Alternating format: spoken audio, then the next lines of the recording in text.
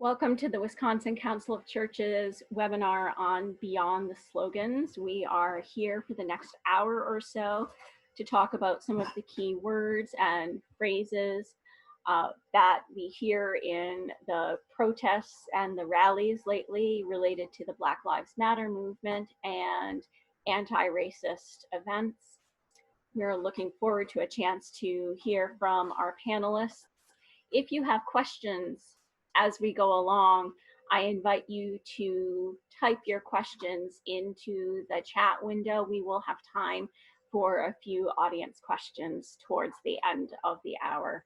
So type those into the chat window and we will get to as many of them as we are able to later on in the webinar. But first, we want to take a few minutes to introduce our panelists. So I will go around my screen. So first we have Pardeep Kaleka. Pardeep, would you take a moment to say hello? Sure. Good afternoon. Pardeep Kaleka from the Interfaith Conference of Greater Milwaukee. Thank you, Reverend Parker. Linda. I'm Wendy Ketchum. I'm the Executive Director of Just Dane, formerly Madison Area Urban Ministry. We're a nonprofit social justice organization founded in 1971. And I'm a member of First Congregational UCC here in Madison and happy to be here. Reverend Hart. Good afternoon. My name is Reverend David Hart. I am the pastor of Sherman Church on the north side of Madison, and I'm elated to be on this panel with these distinguished guests.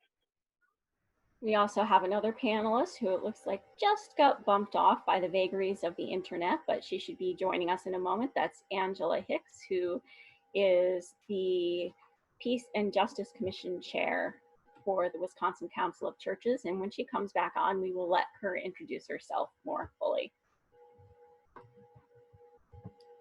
So with that, we have a few questions for our panelists, and we will go around and give people a chance to share what they have from their own unique perspectives. Pardeep, you bring a multitude of perspectives with you. From being a former police officer to being a mental health practitioner to multi-faith leadership, and your work in nonviolence and anti-racism. Could you talk to us a little bit about how you perceive the intersection of trauma and anti-racist work? Well, thank you, Reverend Parker, for that. And it's such a deep question that I hope that I can give it the justice that it deserves. I will speak from my perspective. My personal perspective is definitely from the experience of being a police officer in 53206 for about 5 years, then being an educator in 53206 for about 12 years, and then just really now going into that from a mental health. And I think when I speak about mental health, I'm really talking about spiritual health. So from that and the dynamic of really what does trauma, when we talk about trauma, we're talking about pain and maybe it's situational pain, or it might be pain that is that has been suffered by the person or the family or the community for generations. So when we're speaking about generational pain, this is a very new study that I think it's not as new anymore, but when I was first getting into the mental health field, this was something that I think that a lot of just practitioners were looking at and really thinking about, can generational pain be passed on generation after generation biologically? And we know that now Dr. Joy DeGruy has phenomenal studies that show that it can.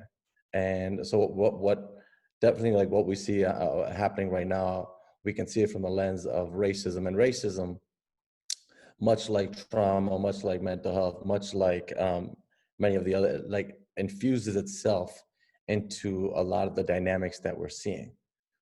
Sometimes we just don't see it from the dynamics of racism or the dynamics of mental health, because that's not if you're a police officer, you see it from and say, okay, what we need to do to help keep community safe is have some standard operating procedures that keep communities safe and that keep officers accountable. And that's all great and that's all good. But if we're not seeing it from pain and trauma, we're not really going to do the depth of the work. And that's what I think is missing right now, is that racism and mental health work requires us to go past the superficial. It requires us to go to a deeper spiritual place and walk in vulnerability of what we've learned, what we know, what we've been taught, everything that we've been taught. And that goes into power dynamics, that goes into worth dynamics. So when we're watching the news, I can watch it and say, okay, I see a black man being killed by a white officer. Whereas somebody else might watch the news and say, I see my son, I see my father, I see somebody that I closely love being hurt by somebody that I see as, as an outgroup, or as and I feel like I'm being attacked personally. And so we have to understand and get to that place of true, genuine understanding. Therefore, and when you tell people, well, let's create, and I think when the George Floyd murder happened, a lot of people promised to be more understanding. They said, okay, I'm going to shut up and I'm going to listen. But that's not the way our society sometimes is wired. Our society is wired in a place of, you shut up so I can say what I need to say. And what we've gone back to is we were inspired by the George Floyd murder and saying, okay, I'm going to sit back and listen. But now we got to a place where, like, okay, I'm just going to revert back to those feelings of denial. It's not as bad as people make it out to be. And whatever those things were. So the work that we do is all layered in pain. It's layered in anxiety. It's layered in a lot of different mental health fields. And so understanding it from that lens would do us well. Angela, welcome back. Sorry, I don't know what happened when I was just moving. Why don't you take a minute to introduce yourself? Okay, I'm a 57-year-old Black African American woman. I was born and raised in Chicago. I'm currently the chairperson of the Wisconsin Council of Churches.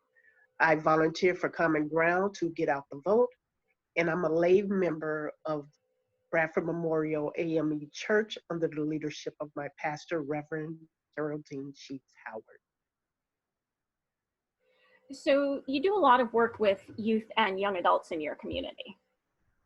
Yes, I do. And you've also become more publicly active in justice work yourself since you stepped up as the Peace and Justice Chair of the Wisconsin Council of Churches. I've had the privilege to work with you and become more aware of what you do. What's your sense of the developing meaning and importance of the phrase Black Lives Matter? Okay, I'm just going to speak on not what the movement is about, but what I think it's about.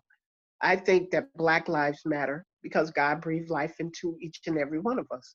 I mean, we have mothers, we have fathers, we have sons, we have sisters, we have brothers, and all of us has to face injustices. And we have to show ourselves approved, to those who think they may be better than us. But we're facing struggles in times like this right now that some people made before they even say it, that all lives matter. Well, all lives does matter, but at this current time and stage, the focus is on Black lives, where we are seeing each and every day there's something where it's police brutality, there's something that is where we're not receiving justice in the courthouse, the jailhouse, no house. And so Black lives matter to me because we serve a purpose in life. And we can't even feel that purpose because our lives are being taken away from us by people who think they have some authority over us. And so to me, I have 4 grandsons and 1 granddaughter. It was a time you would have to worry about boys being brutalized by the police but now it's women. So we are living in a sad time. So I just think Black Lives Matter to me is because we have a purpose to serve in life, and it cannot be taken away from us by the hands of people who think they are authority over us. And so that's my take on it. And I know we are going to get, feedback where people say all lives matter. And I'll say to this as well. There, an example was given to me about, well, if you had two children or more than one children, and one child was hurt or injured, it's not that you don't love the other child. It's just at that time, that particular time, that child that's hurt or injured is where you need to put your attention on. And so that's what, my take is on all lives matter. And then there, the slogans. It's not a slogan, it's a fact. Black lives do matter. And then there is, if you think about that being called the slogan, what about make America great again? Help me understand the meaning of make America great again compared to Black Lives Matter. So for me, our lives matter, and we are not just asking for respect, we're demanding respect. So that's my take on it. Angela, thank you so much. I appreciate you being here. I'm going to come back to you in a little bit. I've got another question for you, okay? Okay. Linda? Yeah. You and I had a conversation recently in which we talked about the long history of progressive communities and their skill at deflecting pleas for justice. Rooting them through ad hoc committees and studies and reports, and finally calling on financial limitations as a reason for not acting. As a leader of a not-for-profit, can you talk a little bit about the impact of those decisions? Sure. Yeah, and thank you, Carrie, and thank you again for inviting me to be part of this. Yeah, I was talking about a recent conversation I had had with a member of the Madison Common Council who was wondering why, as the council works on implementing recommendations for the ad hoc committee report on police reforms, why there was so much anger and vitriol when he and others were asking, well, where's the fiscal note? How are we going to pay for this? And my response to him was that I thought we kind of have to have some context and some history when it comes to looking at why that question and why that issue kind of invokes that anger and that frustration. And he didn't have some of that history, but we went back and I mean, I've been in Madison since 1998. And I just remember the year I moved here, the mayor, Sue Bauman, created a task force on race relations, which was critical of the police's handling of racial issues, but nothing changed. In 2001, the police chief ordered that they start tracking age and gender and race of drivers that they pulled over. What they found was that while Black citizens were only 7% of our total population, they were 14% of the drivers they pulled over. And Black drivers were more likely to be pulled over for equipment violations because they were more likely, due to racial disparities in economic status, to be driving cars in need of repair. That's a big disparity, and that's almost 20 years ago.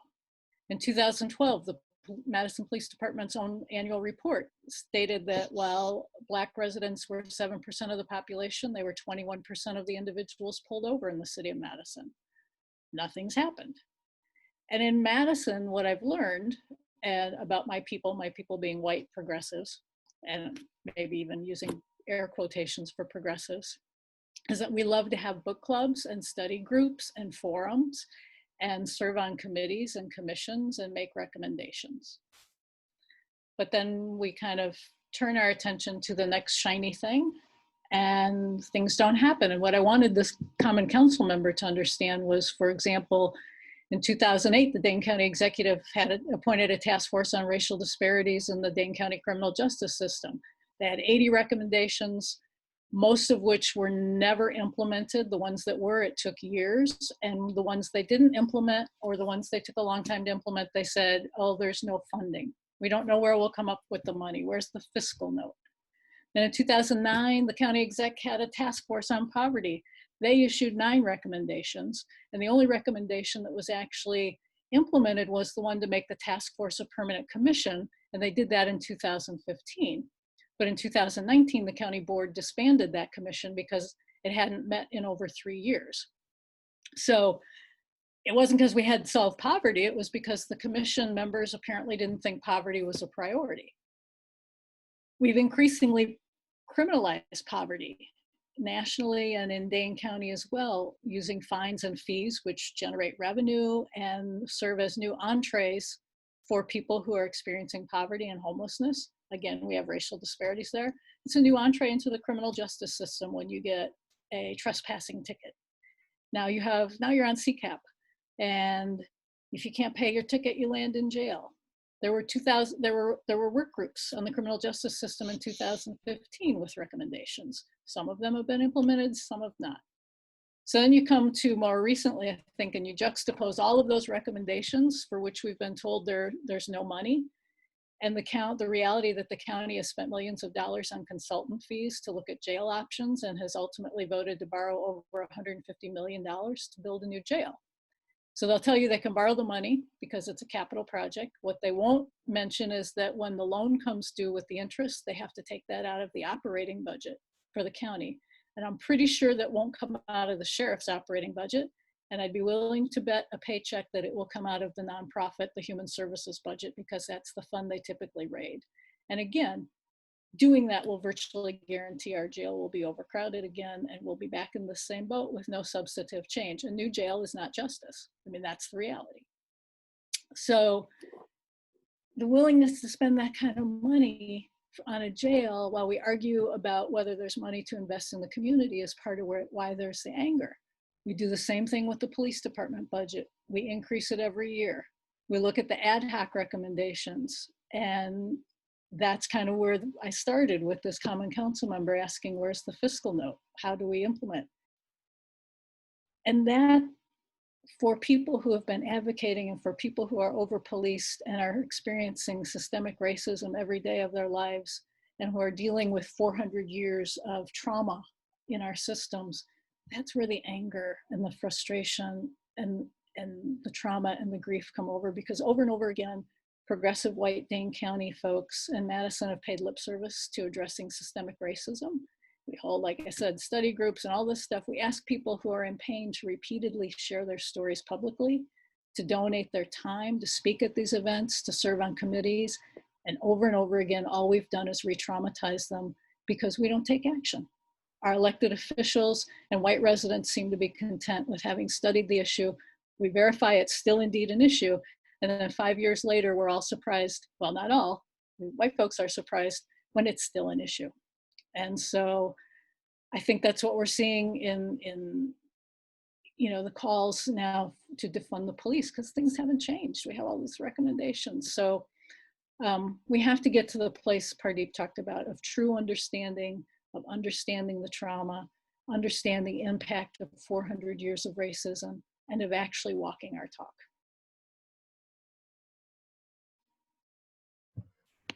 Thank you.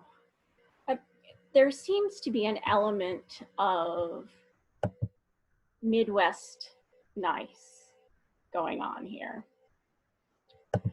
And I want to talk to you a little bit about that, Reverend Hart, if I can. So my folks in the white preacher world can get a little bit timid about engaging justice issues from the pulpit at times. And sometimes we get nervous when we hear clear prophetic calls to action at a rally as well.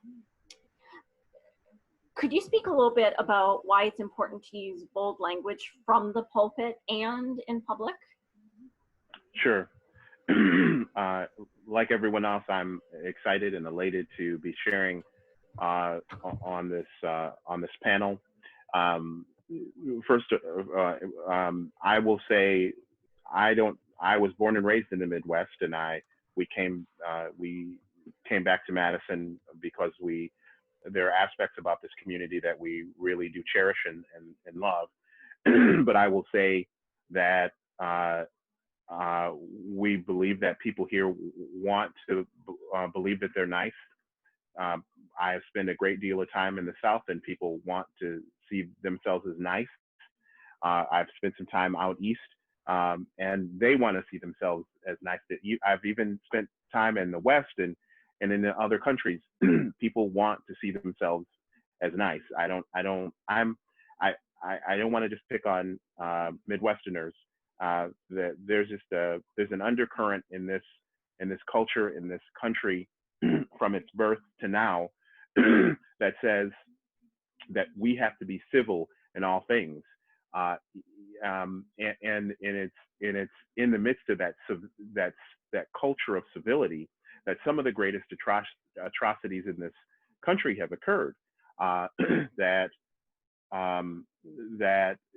slavery occurred in the midst of this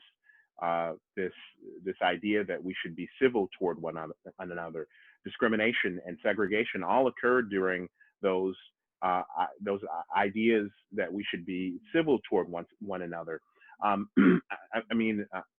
can't explain why it is so, but having to grasp that America has a history, and that it is a brutal history. It is in many respects, in some respects, a racist history. It is very hard to grasp for some, and that is why when we see movies there that deal with race, and that they have any mainstream appeal, they're telling the story of Black people either from the perspective of a white perspective, or there is some sort of white savior in the picture that is infused into the story, that engages in things that never happened historically, like hidden figures. Kevin Costner never did half of the things that he did on the screen, and a half a dozen other things. So it's very hard to grasp this notion of and reconcile and square this notion of a history, America's history, that is brutal in many respects. Now, as it relates to the aspect of prophetic preaching and why it's so important to preach from the pulpit and to proclaim the gospel as it relates to liberation. I was raised and born and raised in the AME tradition, like Miss Hicks, and so I don't know any other way to do it. We have to speak that way. I was raised in a tradition where on Sundays we found refreshment from all the things that occurred to us from Monday to Saturday out in the world. Someone has denied us a job, or someone has called us the N-word, or someone has treated us differently, or we have been denied public accommodations. This is where we could go and be together and proclaim that God would be there in our weary years, and God would be with us in our troubled and oppressive state, and carry us through that. Now, I serve a cross-cultural faith community, and I'm having a wonderful time, a wonderful experience. But one of the things that was told to me when I first got there 4 years ago was that one of the rules was that I was not to preach politics. And to that I say, in 4 years, I have gained their trust and respect. That I preach politics every Sunday. We just don't call it politics. Jesus was a very political person. This is an individual who was on the side of the oppressed all the time. There's not one single instance in the scriptures that place Jesus on the side of the rich, on the side of the people who were sticking it to the little guy. He was always for empowering women. He was always for the liberation women of color. He was always on the side. You would always find him on the side of the people who were oppressed. In order to, I mean, there has been very few movements, if any, in this country that have been, particularly in the Black community, that have made any advancement without being in the church or without pastors making a prophetic plea to the world that that God is on their side. The scriptures say thus, and this is what is right. I won't mention any particular communions, but there is a notion with several larger communions that that say that salvation, that humans, that grace, all of these notions, they're very generic, and so because sin is generic and humanity's generic and not individualized, that the response to that is generic. And so you see these very bland sermon titles or sermon series, and those are the job of the pastor is to encourage, and I certainly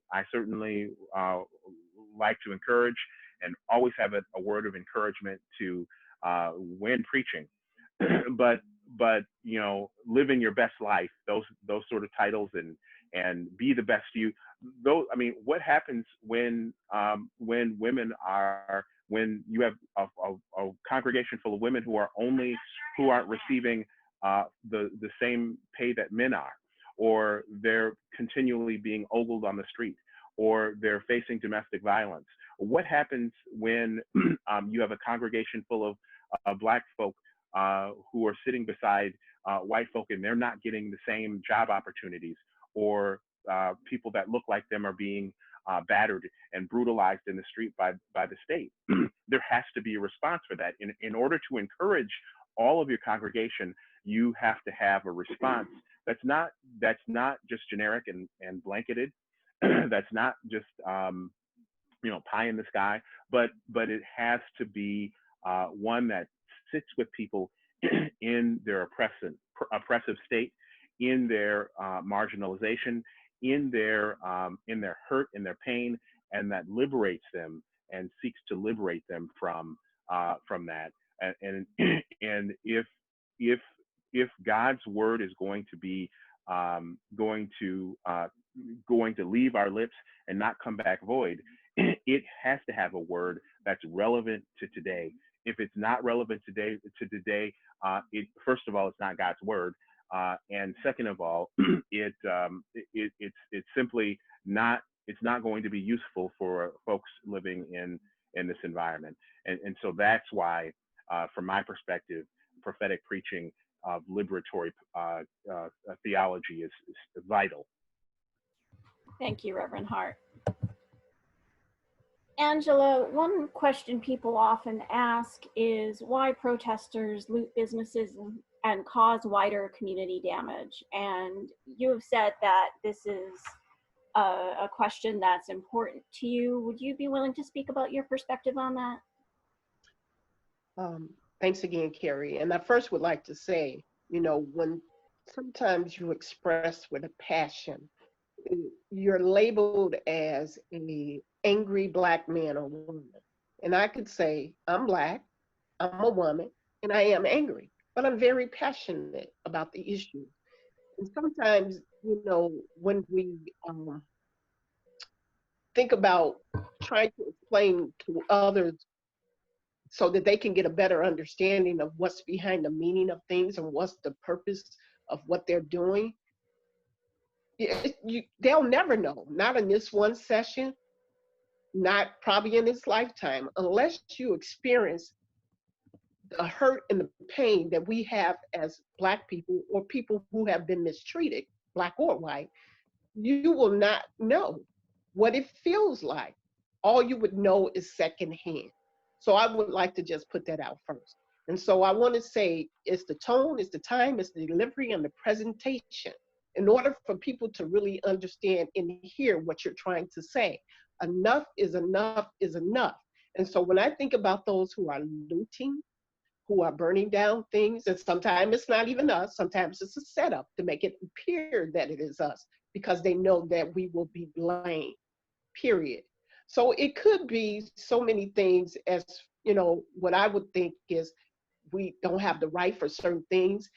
And when they say we're equal, when I'm saying government, we have to fill out an application. You have to have a choice between black, white, Asian, this and that. But if we all equal, does it matter? It's our experience and what we can bring to the table.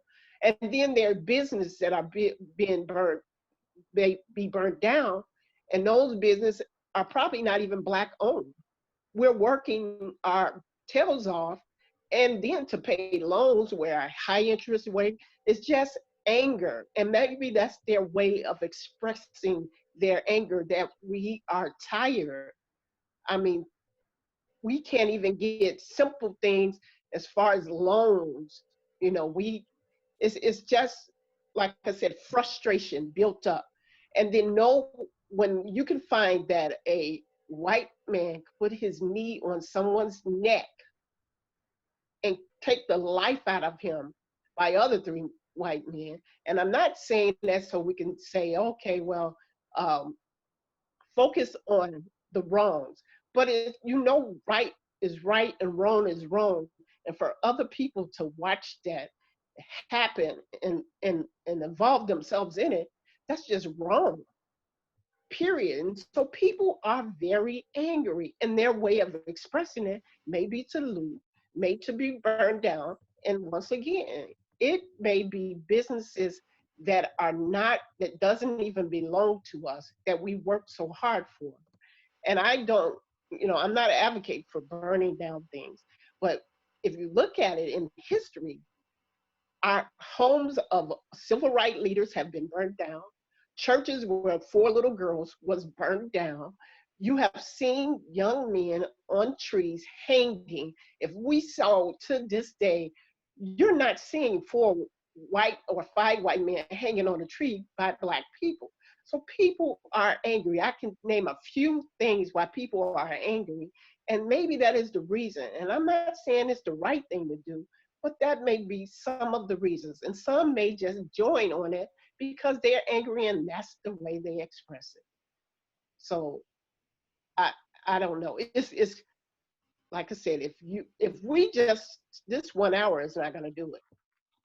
So if we just take time and think, okay, nothing will happen if we just put a Band-Aid on this situation, it will never heal. People have to really want to understand, because no matter what I say, what's said today, if you don't want to understand, you won't want to understand. If you don't want something to happen to make this world great again, which I don't ever think it was ever great, then it won't happen. So I don't excuse the looters and I don't excuse burning, but you have to look at our history. We are not the only ones who were burning things down. And so I say to those protesters, protest with a humble spirit. Protest and walk like Jesus Christ would want you to walk. Be safe. Thank you, Angela. Reverend Hart, you look like you've got something you want to say in response to that. Not in response. I appreciate the comments that Ms. Hicks submitted. They were great thoughts and ponderings. I think the question itself is problematic and begins from a racially problematic start. That Black people are tied to looting and rioting when our history has continued to be peaceful. That we came up with the nonviolent protest in this country. That it was actually at the turn of at the beginning of this country, there were over 35 riots. That many of them had hundreds of deaths. They kicked people out. They kicked whole governments out of office. They kicked entire legislative bodies out. They burned down houses.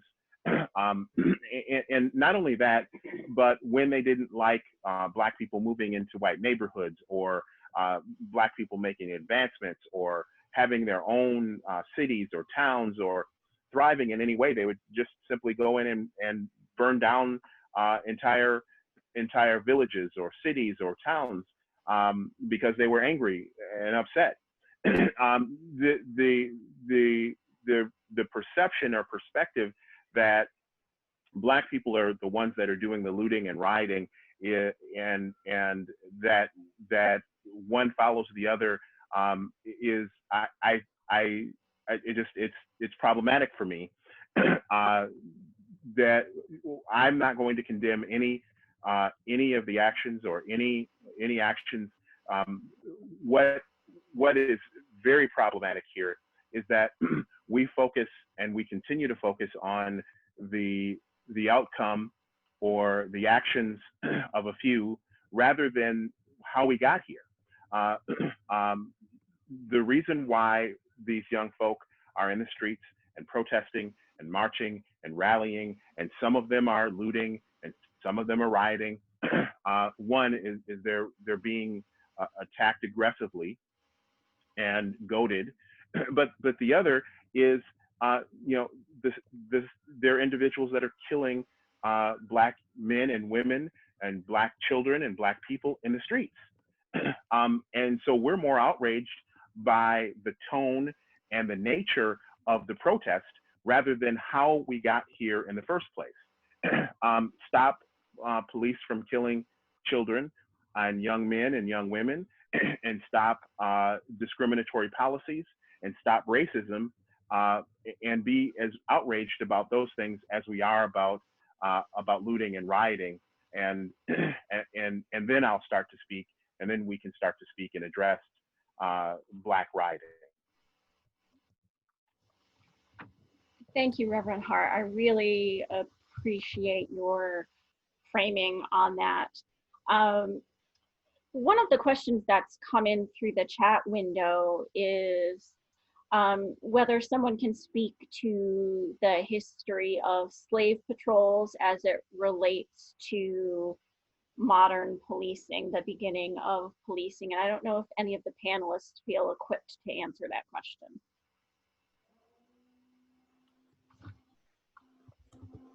What was the question? The history of slave patrols and how that led into the history of police. Reverend Parker, could I take as far as the history of slave patrols and the history of policing, you can't talk about policing without talking about the origins of policing and the origins of the control method. And I think a lot of the questions that I'm seeing come back to why is it, and even the question before about do we see, why is it that we only see protesters and then say, okay, protesting and falsely equated to rioting or vandalizing property.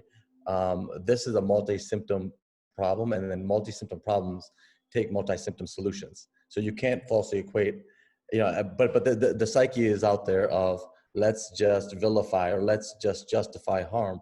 And before you can justify any kind of harm, you have to kind of vilify and say, okay, because I know that I did bad or the history has been bad to a particular group, I have to somehow now rationalize my existence and my existence to have what other people don't have.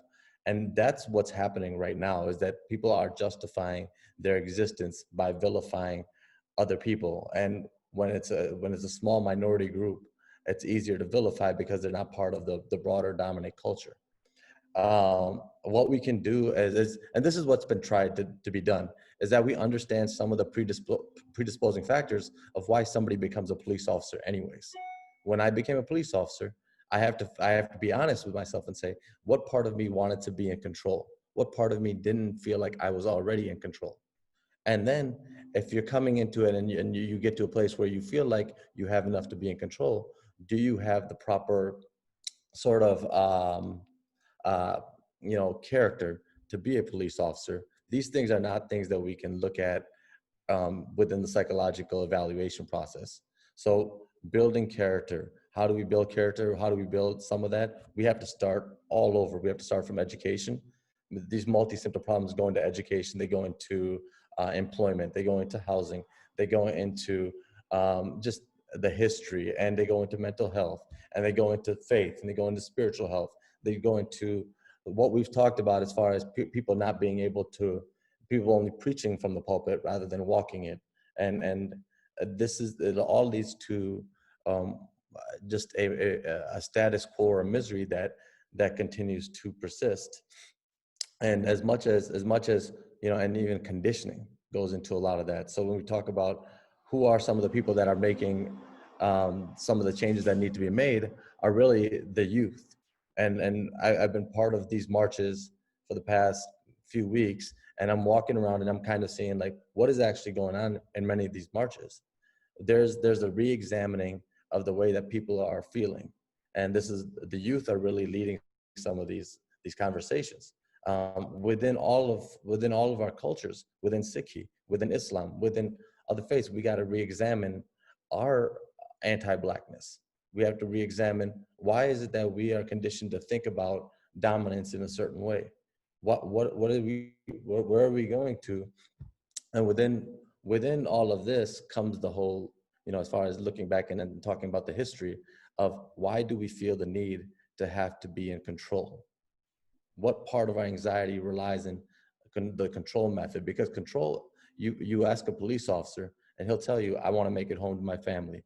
That's all I'm trying to do. I'm trying to survive. And I need to be in control. And actually, control is what's getting in the way of us being creative. And now, I know that we can strike that balance of, you know, right now, and I know that somebody put on the chat, some of the reforms, I think some of the reforms that are coming out by the state are amazing reforms of accountability towards law enforcement. 2016, the community came together and drafted some resolutions on community-oriented policing strategies. Those have not been implemented to the way that they were supposed to be implemented. They've only been implemented to the way they're supposed to be implemented within the suburbs of, and this is, you talk about it within any state, a lot of times there's a disconnect between cities, so between the police, within the police department and the community. So what we need is, we need people working on all of these things simultaneously, all at the same time. But I mean, oftentimes we become, with the work that we do, we can become a bit territorial, but this is going to take a deep dive into re-examining just the way that we kind of look at society and how we educate.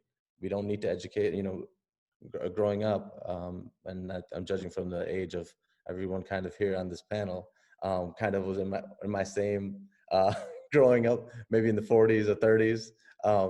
You know, we grew up with not a lot of resources, and those resources lent us to, the teacher would assign something and say, okay, find something about World War II. And then we would go and we would have 3 books. That was the way that we grew up, and that's the way that we were educated. Now you go and say, okay, find something about World War III. Now you have 3,000 sources. What kids have to do now is decipher what is right, what is wrong, but we're still educating the same way. So I think when we're looking at education, and from the child that, from 5 years old, 6 years old, early childhood interventions, especially into social emotional growth, will have long-term lasting effects. But that takes 20 years to see that child who is 5 years old and now is 25 years old and wants to become a police officer. And now that child has the right character to be a public servant rather than work off the control model. Reverend Parker, I think your specific question was the connection between slave patrols and the police state currently. I think I can speak a little bit to that. Before 1619, there was no such thing as a white race. People were in Europe, and they distinguished themselves, even higher country and lower country, and there were Scottish people who hated other Scottish people, and there were Irish folk who hated other. And they loved some folk. There was no such thing as a white race as we know it. But in order for there to be some control here, very, very succinctly, rich landowners, wealthy folk said, we're going to create a distinction between the white indentured servants and the poor white folk and the black people who were indentured servants and slaves. And we're going to make that distinction based on the skin color. And we're going to give the poor white people and the indentured servants the ability to watch over them. So so this will keep some control. They're not going to want a bigger share of the profits of the money that's flowing in this society, and this is how we can keep control of the society. And so they were given special dispensation to be overseers on plantations, and after slavery, they were given special permission and dispensation to hunt down black people and bring them back to plantations, because at this point, after slavery, even though slavery was over, they had these very unfair things called vagrancy laws, or just laws that were only enforced by white community toward black people, that caught them for doing any number of things that were legal for other folks, and that they would put them back into indentured servitude or slavery and make them work off debts that could never be worked off. So it was essentially slavery. So they were given special dispensation to go and catch these folks who were now criminals and felons. You fast forward to the 60s, where police are now paying close attention to neighborhoods that are filled with people of color, black folk, Latinos, and that's essentially the connection, is that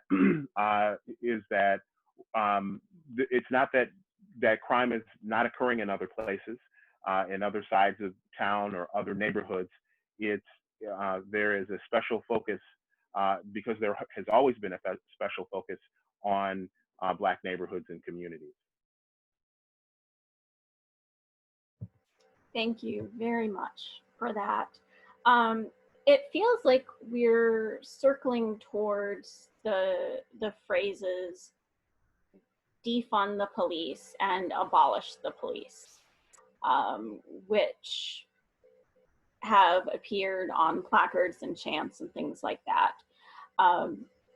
And I know, as I've spoken with people, I've heard questions about why these phrases, can't we explain it a little bit differently? Can't we say it in other words? And my answer is usually you can't tell people how to protest. And also a long explanation doesn't fit very well on a protest sign. But I wonder if there are any of you who feel like you'd like to tackle one of those phrases and unpack it a little bit. I think Ms. Hicks did a wonderful job of talking about Black Lives Matter, defunding the police. I won't speak for the entire movement, but defund the police is an effort by many. There's a small group that feels otherwise, but taking some of the resources that are given to police departments and fund other community support agencies, peer support groups, service agencies, that when folks get into trouble, that other folk, that there are other steps in the city to intervene. Now, the reason why this doesn't make any sense to some community groups and some communities and the suburbs is because it exists in the suburbs every single day. They don't call it defunding the police. It's just what they do. I have watched in my time as an attorney, both as a criminal defense attorney, but also in my other roles, that when you are in the suburbs, there are basketball coaches and parents and butchers and barbers and police officers who are stepping in when you get in trouble and you're on a crime spree and you're heading in the wrong direction. Joe's a good kid, so let's get him diverted. This has already been taken care of. This already, defunding the police already occurs in the suburbs every single day. All the protesters are asking in this instance, in terms of defunding the police, is taking some of the resources that are going currently to police and diverting them to social service agencies and other agencies that could help give individuals like Joe an opportunity. I mean, and I'm not just speaking anecdotally. If I had the time, I would give you the statistics on this. But for the contact, like if an individual in the suburbs has 4 contacts with the law or 3 contacts with the law, that person can still, be a first offender, or first get a slap on the wrist when they're charged with the crime, because many of their contacts with the law are written off. They're seen as just incidents that can, you can go back to your house. When an individual in the inner city has 3 or 4 interactions with the law, they're getting ready to go to prison because there's nobody there to have diversions. We don't see people in the inner city with the same lens that we see people in the suburbs. Those people are salvageable. They're on their way to college. They're good kids. They're just up to no shenanigans. I can't tell you how many times I've heard they're just blowing off some steam, and they're just doing this or they're just doing that. And so that's what defunding the police means from my perspective. Real quick, there's another layer to this, and the layer is really the unions. And every district, every police department knows kind of who so-and-so, I mean, if simple for like the bad apples are, the ones that have incident after incident, the one whose marriage is falling apart, who's, the most likely to commit some of these atrocities that we're seeing. So, but at the same time, they don't have the, a person has incident after incident after incident and is not fired or is not let go or is not reprimanded, or to the point that you protect the community. There's a call by the community to say, is this whole system messed up the way that it was created? And can we even change it? Is there power to reform it? I think there's the ability to reform, and then there's the ability to, as we talked about, invest in preventative models of public health. And we have to have those discussions. We have to say, you don't want it to where police are the ultimate. In certain cases, I was at District 7. I worked from 4 p.m. to 12. I had the busiest shift out of any shift in the busiest area. Oftentimes, we were 200 assignments behind. And so typically, we didn't have roll call or anything like that. We just came out, and what we called it was, you were really humping the entire night to try to catch up. Now, with that said, there's an over-reliance on the police as well. And what you want to create is a culture of over-reliance on the public health model.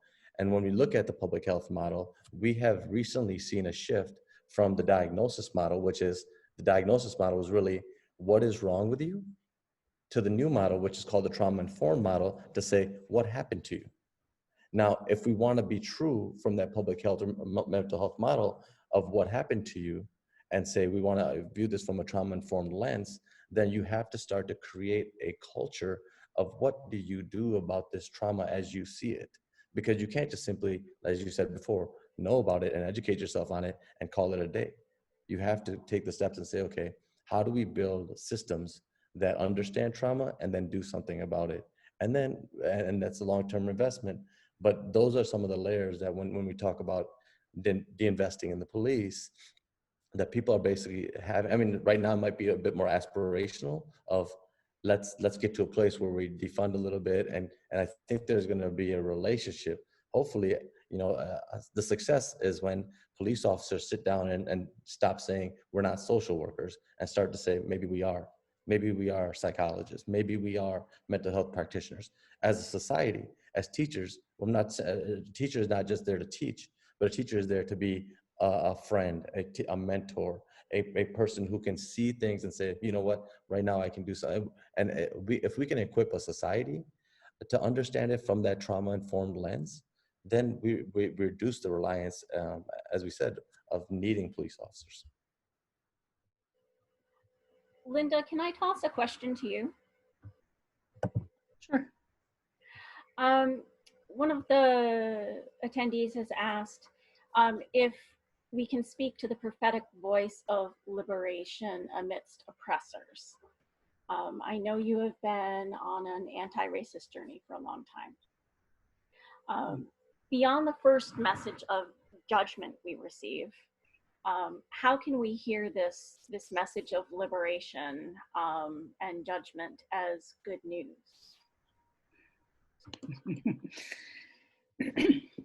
I can only speak to it from a white woman's perspective, right, on this journey. And so, I mean, part of my own liberation has been recognizing the ways in which I am racist,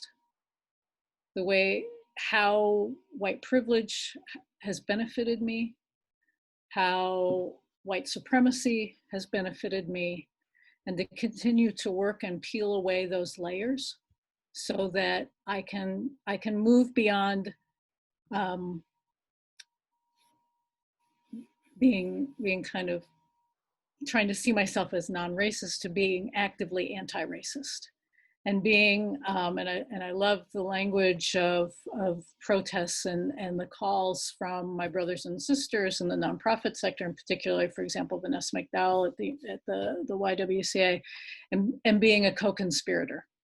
And I think for me, it's some of that using my own social capital as part of it, right? That's part of recognizing how white privilege and white supremacy has benefited me, recognizing I have a certain amount of social capital.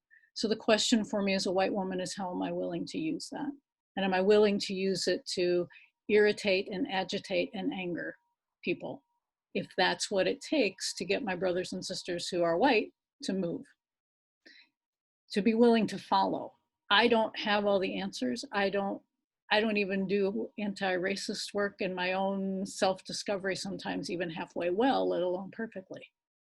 So I have to be willing to lead. I have to be willing, or when it's appropriate, I have to be willing to shut up and follow a lot more than I am used to, a lot more than my privilege has required me to do.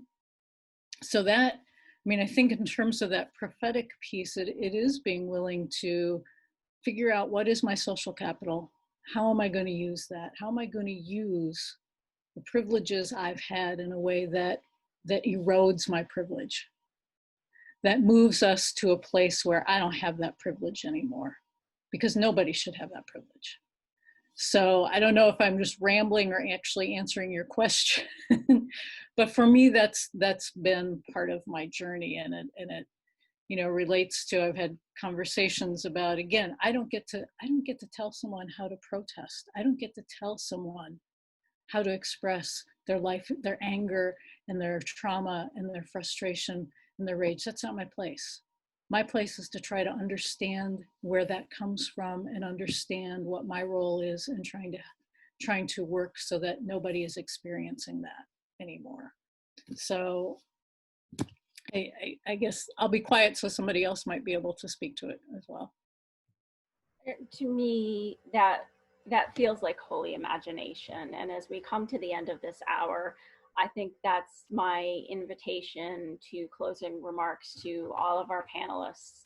What might you say about holy imagination and how it would change your ministry, your personal ministry, your professional ministry, were we all to live more deeply into this? I'm not going to pick on anybody. Go ahead and speak as you feel moved. Okay, Angela. Well, I know what we're doing now. We started something with the uh, worship and praise. And so from the Wisconsin Council of Churches, one of the members had joined our services via Facebook. And so in return, I joined their services. And so I think that's a start there, where we can start recognizing people as equal, you know. And so that's a start right there for me to bring some kind of understanding. And the person that joined our service was excited, and they also had said that was the first time that they heard what they had heard from this particular scripture. And when I visited them, things I have never seen or would not have known if I hadn't visited their worship and their praise service. So that's what we're doing now through the Wisconsin Council of Churches. So. I think just this is a rough time for a lot of people. 2020 has been a difficult year. To others, I mean, it just, as far as the spectrum of how difficult it is, depends on who you are and what you're going through.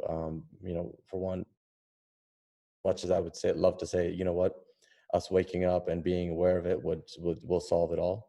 It's not going to.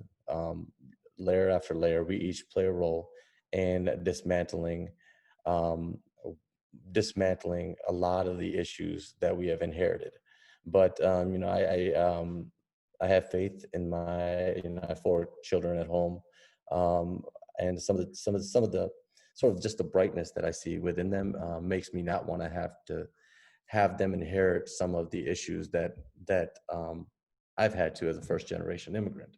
But I see them excelling, and I see the future as very, very, very bright, because they're not so inundated in meditating on the problem. I think there's a danger in becoming a culture that is problem centered, and not solution focused. And not to say that you can't have the balance of both, but I see a lot of people who have been in this for so long that have become unintentionally toxic. And if we don't take a look in the mirror and see where we're coming from and be kind to ourselves, and practice that forgiveness towards self, I don't know if we're going to actually be productive for the people that that come to us. So first and foremost, it starts with you, and it doesn't end there. So it goes into let's make systemic changes. Let's understand this year, the numerical value of 2020 as clarity of what we're trying to get to. And let's understand what is happening to us as a signal of, you know what, if we don't do this now, we were headed off the cliff. And that's as far as scriptures and what we talk about within all of our scriptures, we ultimately are our solutions. Reverend Hart, you want to wrap us up today?